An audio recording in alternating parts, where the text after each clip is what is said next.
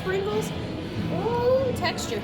Walking through an ice cream wonderland. Do a quick Google search. Really, just a quick Google search will show that there's absolutely no evidence of that. The doggo gods smiled upon me. So stay tuned for that, I guess. I also received character breakdowns and sides from VInfuso to post, which I have since done. I'll just enjoy it more when I go live, when I'm my most unhinged, authentic, unfiltered, raw self. And I can respect that. Plus, it's easier for me anyway. Less editing to do. The last episode of the Lex E. Rojas vlog, aka Lerv, was a couple days late, but I did do my best to avoid discussing Sunday as well as Martin Luther King Jr. Day, which was Monday.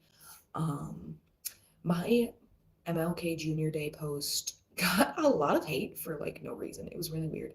That heat died down pretty quickly though. I posted on Instagram and on Threads, I believe, a casting call for the upcoming comedic web series that I'm working on. Been getting a few submissions. Unfortunately, this week we were all in my household struggling with basic like cold symptoms. I brought both of the girls in for, that was a timed light. Anyway, let her go first. And you would think this would be easier than giving a flu shot to a 2-year-old. You would think.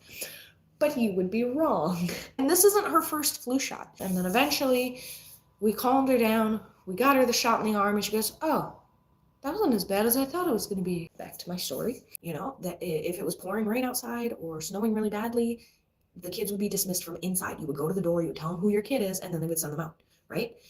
Not this supposedly better school that's like so great that Mom Donnie came to visit. They just have the kids out in the pouring rain. They're sending kids outside to like catch pneumonia instead of just like waiting until their parents show up and then releasing them. Auditoriums for the after school program. Why do people keep asking me to ban them? I don't understand this. If you clean a vacuum cleaner, you become a vacuum cleaner.